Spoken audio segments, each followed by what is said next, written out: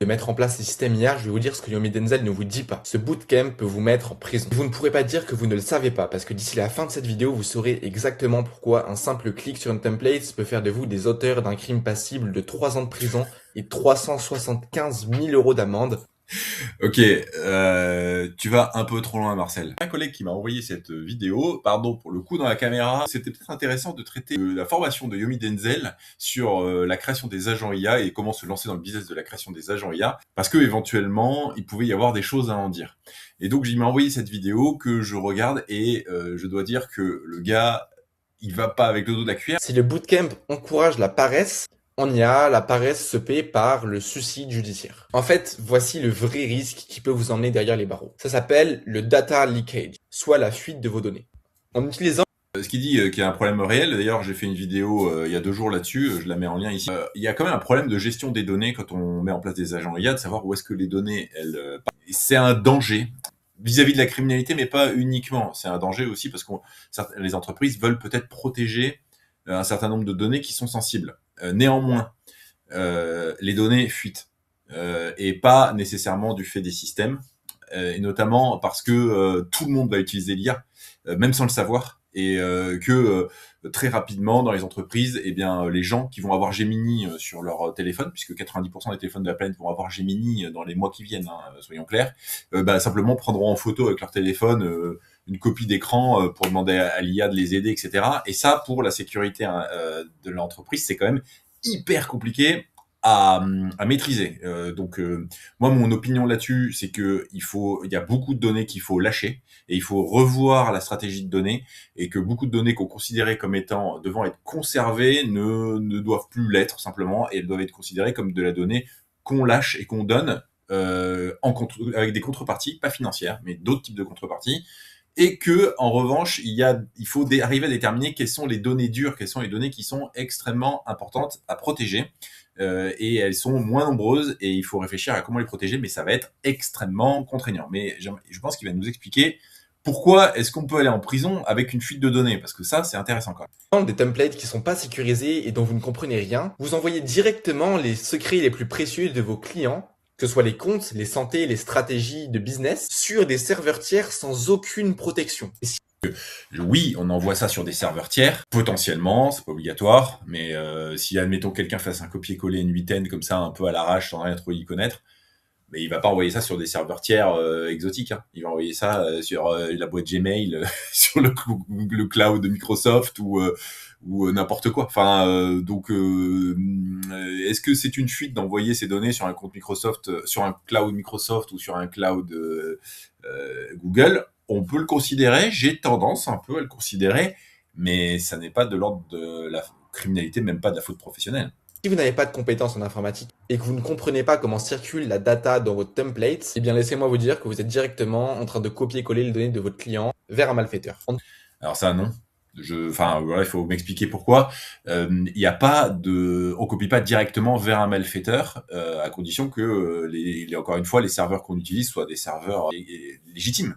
À moins qu'ils considèrent que template N8N, que la personne copie-colle soit un template N8N dans lequel que ce soit un template N8N qui est lui-même fait par un criminel qui envoie les données vers ses propres serveurs pour voler des données à des entreprises. Admettons. Ok, mais dans ce cas-là, quand tu télécharges Windows 11, tu fais quoi? Télécharge Windows 11, tu vas mettre plus de temps à l'installer que n'importe quel OS sur la planète, uniquement parce que toutes tes données partent sur les serveurs de Microsoft, hein. Donc dans ce cas-là, tu as fait un copier-coller d'une installation d'un système d'exploitation. Bon, c'est quand même très très taillé à la serpe son histoire, hein. On parle pas ici de paperasse administrative, hein. On parle de vol de... On parle pas de paperasse administrative, c'est intéressant parce que aujourd'hui, la totalité des services de l'État se sont fait hacker. Donc, est-ce que quand on a interconnecté une entreprise avec les services de l'État, type les impôts, et que ça a fuité, du coup, en tant que prestataire informatique qui fait ça, on est responsable de ça? Déjà que il n'y a pas grand monde qui va aller en prison dans les fonctionnaires de ces administrations, alors le pauvre gars, bon bref. Si les données d'un client fuitent par votre faute, ou si des données confidentielles qui appartenaient à un client de votre client fuitent, vous n'êtes plus un entrepreneur. Vous êtes un responsable pénal. Ouais, n'importe quoi, parce que il faut encore qu'il y ait eu la volonté de la personne de le faire pour son propre bénéfice, et puis ou le bénéfice de quelqu'un, mais en ayant un intérêt, en sachant qu'il le faisait. Quand on est victime d'une arnaque, même si ça a des répercussions sur quelqu'un d'autre, on reste une victime. Maintenant, ça ne veut pas dire qu'il ne faudra pas réparer les dégâts en tant que professionnel on a pu causer, en supposant qu'ils soient prouvables, ces dégâts, parce que là, c'est quand même une autre histoire, et que quelqu'un porte plainte. Mais ça reste que du civil, c'est pas du pénal. La stratégie à lui, c'est quoi? C'est de dire Yomi Denzel, c'est horrible, il balance n'importe qui dans le domaine de l'IA, les gens vont faire n'importe quoi, ils vont faire des conneries, etc. C'est pas si facile, etc. Donc on va aller voir la vidéo de Yomi Denzel et on va regarder qu'est-ce qu'il en est. Comment faire pour créer et vendre des agents IA, même si on n'a aucune compétence technique? L'IA, c'est la plus grosse opportunité business des 10 dernières années. Jensen Huang, le PDG d'NVIDIA, annonce que 15 000 milliards d'euros vont être générés avec les agents IA. Bon, ça, je pense que c'est tout à fait exact. Après, est-ce qu'on peut faire ça sans compétences? Allons-y. Au cours des prochaines années. Tout le monde en parle aux États-Unis, mais en France, personne t'explique comment tu peux prendre ta part du gâteau. Du coup, ça, c'est faux. Il n'y a pas personne qui explique. Moi, je t'explique. Il y a des gens qui font un très bon travail. Il y a Shubham Sharma, il y a Théo qui fait une super formation. Admettons, après, c'est son marketing. Avec mon équipe, on a passé plusieurs dizaines d'heures afin de créer une formation gratuite qui va droit au but. Aujourd'hui, on va tout dévoiler. Quels sont les agents IA les plus rentables en 2026? Comment les créer même si on ne sait pas coder et qu'on est débutant? Et surtout, contrairement à toutes les vidéos théoriques sur YouTube, on va créer un agent devant vos yeux, chercher des vrais clients, les convaincre d'acheter et même vous révéler en fin de vidéo combien d'argent on a gagné. Il dit pas n'importe qui peut le faire. Il dit il faut apprendre comment quand même. Bon, donc évidemment, il y a le côté c'est hyper facile, c'est hyper machin. Je vais y revenir dessus parce qu'à mon avis, il va y avoir des trucs intéressants à dire là-dessus. Mais globalement, il dit il faut apprendre. Et la vidéo fait 47 minutes. Bon, on va pas devenir un spécialiste des agents IA en 47 minutes, mais enfin, il faut quand même y passer un peu de temps. Et du coup, si on reprend le même exemple, quand il reçoit un email du client, eh bien là, il va pas simplement foncer tête baissée et appliquer les règles qu'un humain a programmées au préalable. Non, là, il va, entre guillemets, réfléchir. Je trouve son explication hyper bien faite. Il est bon dans la vulgarisation, Yomi, et il a tout à fait raison. Je rajouterai un truc que je dis souvent, c'est que l'IA, elle est non déterministe et le code est déterministe. Et là, ce qui fait comme différence entre l'automatisation et l'agent IA, en fait, l'agent IA, c'est un agent IA dans une automatisation. C'est que l'automatisation, elle est déterministe. Il va se passer toujours la même chose. Ce sont des règles. C'est comme un arbre décisionnel. Si ça, alors tu fais ça. S'il y a ça, alors tu fais ça. Mais si, alors tu fais ça. Mais quand quelque chose ne rentre pas pile dans la case, c'est comme un formulaire administratif, il y a des cases. Et puis, moi, mon cas, il n'est pas dans la case. Alors comment je fais? Il n'y a pas de case disponible. Et ben là, le système est bloqué. Alors qu'avec l'agent IA va avoir la capacité à s'adapter à la situation contextuelle et à innover et aussi à réitérer, c'est-à-dire essayer quelque chose, et si ça ne marche pas, on réessaye, et on réessaye de différentes façons jusqu'à que ça fonctionne. Ça, c'est très puissant, et c'est surtout très nouveau dans l'informatique, d'avoir quelque chose qui n'est pas déterministe, c'est-à-dire quelque chose qui s'adapte au contexte. Parfois, c'est un inconvénient, ça, il faut bien en être conscient, c'est qu'il y a des cas où c'est un inconvénient, et notamment, il y a un inconvénient global et majeur des agents IA, c'est que, du coup, ils sont plus fragiles dans leur fonctionnement. Un code qui fait toujours la même chose ou un automatisme qui fait toujours la même chose, s'il n'y a rien qui change, ça marchera toujours. C'est incroyablement robuste. Alors qu'un agent IA, eh bien, peut-être que quelque chose de très simple, il va pas y arriver. En tout cas, pas du premier coup. Et il prend plus d'énergie pour le faire. Donc, la vérité, c'est qu'il faut être capable de savoir choisir qu'est-ce qui est le plus intéressant, soit du code, qui peut se faire en no-code d'ailleurs, et qui peut se faire aussi aider par une intelligence artificielle pour l'écrire, et les agents IA dans le cas où on a besoin de quelque chose de plus contextuel. Maintenant que vous avez compris pourquoi c'est aussi puissant, je vais vous expliquer comment ça marche. En gros, un agent IA fonctionne à l'aide de 4 piliers. Bon, les 4 piliers de l'agent IA, oui, en fait, c'est exact. Il est certainement pas spécialiste de l'agent IA, mais c'est un très bon vulgarisateur. C'est un genre de Jamy du business, en fait. Faites rien à dire. C'est le contenu, c'est superficiel, évidemment. C'est la première phase de compréhension. Mais enfin, elle est là, la phase. Et on va créer notre premier agent IA ensemble. Et puis d'ici quelques minutes, je vous révélerai quels sont les meilleurs agents IA à vendre en ce moment. Donc suivez bien cette vidéo. Là, le plus important pour... quelques minutes, il va se passer quelques dizaines de minutes plutôt. Les outils d'automatisation, il y en a des tonnes. Mais aujourd'hui, celui qui est le plus utilisé, parce qu'il est simple d'utilisation et qu'il est extrêmement puissant, eh bien, c'est N8N. Alors je sais, N8N, ça peut faire peur quand on est débutant. Alors, vrai, exact, c'est le moins cher, c'est incroyable, c'est open source, c'est tout ce qu'on veut. Et je pense qu'il va nous sortir un sponsor ou une affiliation avec Hostinger, qui est le truc qui héberge N8N, c'est pas le meilleur à mon sens, mais c'est eux qui font le plus de pub là-dessus. Mais ne vous inquiétez pas, on va tout prendre étape par étape et vous allez voir qu'en fait c'est bien plus facile que ça en a l'air. Je suis vraiment convaincu que n'importe qui, peu importe votre âge, les études que vous avez fait, votre occupation aujourd'hui, vous pouvez apprendre à utiliser N8N. Et les personnes qui... Alors, j'aurais tendance à dire, je suis d'accord, et c'est assez exceptionnel, assez incroyable de voir effectivement que des gens de monde très variés arrivent à se mettre sur ce créneau-là. Néanmoins, ça va demander quand même un peu de jus de cerveau, ça va demander de la constance, ça va demander de l'apprentissage, ça va demander de se casser les dents, ça va demander d'essayer, ça va demander de stresser un peu pas mal aussi parfois, ça va demander d'être capable de prendre des risques. Donc, ça demande quand même d'avoir une ampleur de caractère et de personnalité. Mais il n'y a pas de limite parce que tu as fait telle ou telle étude, si tu es capable de faire fonctionner ton cerveau et éventuellement si tu es capable de t'entourer de gens qui sont dans le même domaine avec qui tu peux échanger, tu finiras par y arriver, c'est une certitude. Voilà, j'avais dit, collaboration commerciale, Hostinger, allez hop, c'est parti. Donc là, en fait, l'intérêt de Hostinger et des N8N par rapport à avant, c'est que ça simplifie considérablement le déploiement de N8N sur un serveur à distance. Donc là, ce qu'ils proposent, ce sont les VPS, donc les serveurs virtuels privés. Autrefois, faire ça, c'était vraiment un cauchemar et il fallait vraiment avoir quand même des grosses compétences. Et en fait, c'est de l'architecture. Et cette architecture elle-même, elle est simplifiée. C'est pas que la révolution du no-code et la révolution de l'IA, c'est aussi la révolution de services qui permettent de simplifier l'architecture.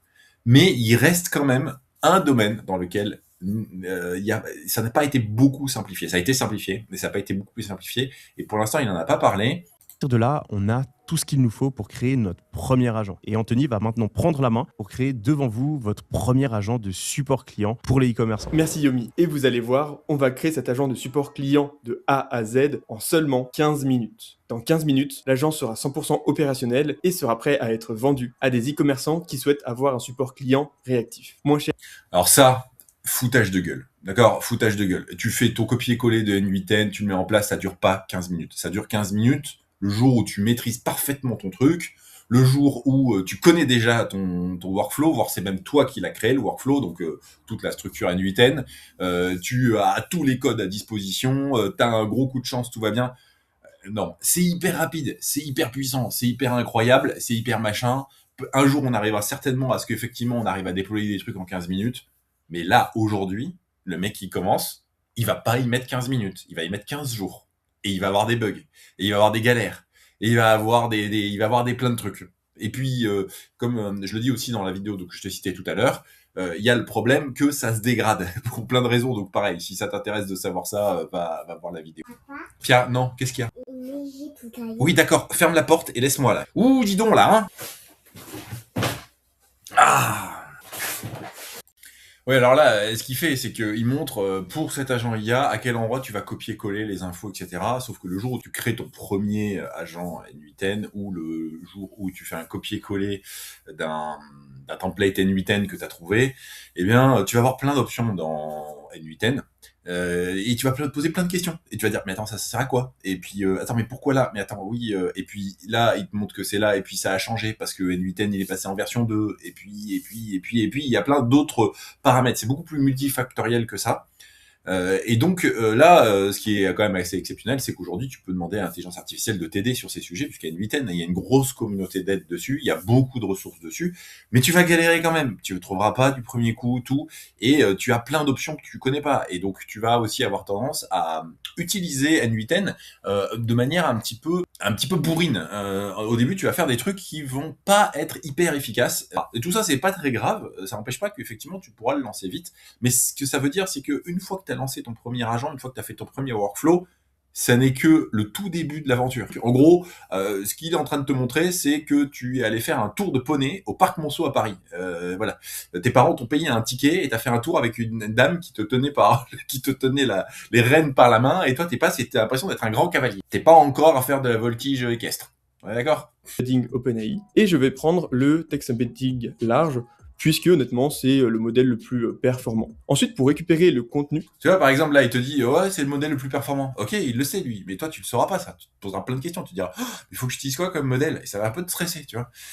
Faudra essayer.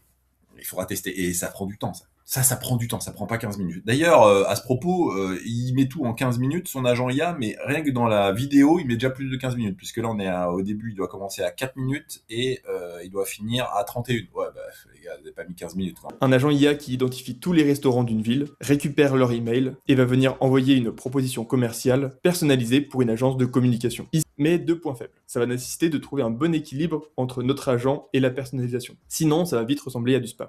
Ouais, alors voilà, c'est ce que j'attendais, c'est le mot spam et le mot plateforme, c'est que envoyer des mails en code mailing. Donc ça, c'est pas de l'intelligence artificielle, ça c'est pas d'automatisation. C'est simplement un problème qui est extrêmement connu, c'est que envoyer des mails à des gens dont on n'est pas en contact, dont on n'a pas récupéré de manière légitime le mail, ça va te coûter une petite blindasse. Et le problème des plateformes qui te bloquent et de ton super compte LinkedIn de ton client que tu vas mal paramétrer potentiellement et qui va se faire bloquer par la plateforme. Et là, vis-à-vis du client, c'est compliqué à faire passer. L'agent de support client, j'attends surtout de voir les défauts. Ouais, c'est clair que là, il y a beaucoup d'itérations, donc il faut tester, recommencer. Et au début, ça sera il faut vraiment avoir un client pour ça qui soit persuadé qu'on peut y arriver. Parce qu'au début, ça va être lamentable. J'ai l'expérience malheureuse personnellement avec un client où je voulais juste montrer ce qui était possible de faire et la réaction a été très négative en disant il dit n'importe quoi. Mais oui, bien sûr. En fait, je savais bien qu'il disait n'importe quoi l'agent. C'était juste le principe que je voulais montrer parce que c'était la partie la plus rapide, la plus facile à faire. Et puis en fait, l'effet waouh n'a pas du tout fait l'effet waouh. Le résultat, c'est que le client il dit je veux plus jamais entendre parler de ça. Bon, maintenant que vous savez créer des agents IA, que vous savez aussi lesquels vendre, la dernière question c'est comment trouver des clients. Je vais être honnête avec vous. Créer l'agent, c'est 30% du travail. Alors, ça, merci, bravo. Tout le monde, c'est ce que tous les gens sérieux disent, hein, clairement, c'est que le problème, c'est pas créer des agents IA, quoi. Le problème, c'est de trouver des clients. Et c'est pas facile. Et le pire, c'est qu'en plus, on vend le fait de faire des agents IA pour trouver des clients. Et pour autant, voilà, l'agent IA, ça se fait. Le client, c'est dur. C'est dur. Il est temps de passer aux choses sérieuses, c'est-à-dire de décrocher nos premiers clients. Et là, je vais vous montrer la méthode exacte que j'ai suivie pour décrocher ces premiers clients. Et dans quelques minutes, vous aurez les résultats de la méthode que je vais utiliser. Déjà, la première étape, c'est qu'il faut choisir notre agent. On va pas essayer de vendre tous les agents en même temps. Ça, c'est franchement la chose à ne pas faire. On va se concentrer sur un seul agent. On va le maîtriser parfaitement et on va devenir la référence sur cet agent-là. C'est marrant, c'est quand même ce que je disais tout à l'heure, c'est que c'est exactement le problème, c'est que mettre en place un agent comme ça, faire un copier-coller de N8N, en créer un, etc., ça va. Mais après, il faut beaucoup d'expérience et de finesse, de réglage, de débugage. Et donc, c'est quand même d'un point de vue technique, beaucoup mieux d'être spécialisé sur un type d'agent IA pour maîtriser complètement les tenants aboutissants, avoir des clients plus satisfaits et surtout être beaucoup plus rapide dans la mise en œuvre de l'agent et ce qui permet de le vendre à un prix que les clients peuvent acheter. Donc en fait, il faut automatiser sa vente d'automatisation, si je puis dire. Et évidemment, ça, moi je pense que c'est un problème pour trouver des clients. Parce que oui, il faut créer sa niche, et puis il faut créer sa sous-niche, et puis il faut créer sa sous-sous-niche, et puis il faut créer sa sous-sous-sous-sous-niche.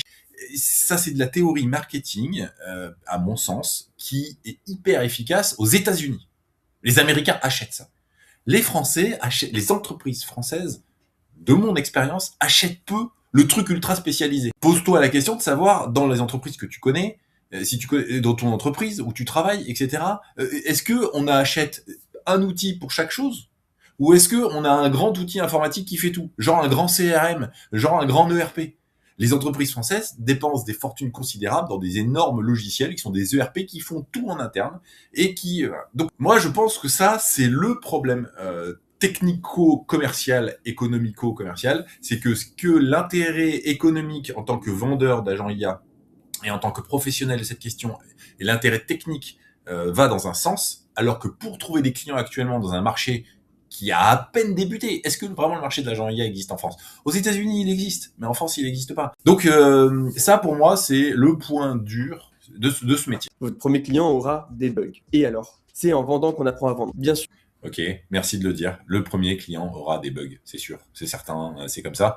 Ça sera pas un produit fini. De toute façon, ça ne sera jamais un produit fini. Et je pense qu'il faut trouver des clients avec qui créer des relations sur le long terme et qui comprennent l'intérêt de créer des relations sur le long terme, parce que c'est là peut-être où il y a un énorme business, c'est justement d'être capable de maintenir ces agents IA, de les débugger quand il y a des bugs, de les faire évoluer parce que tout va tellement vite que il faudra les faire évoluer très vite.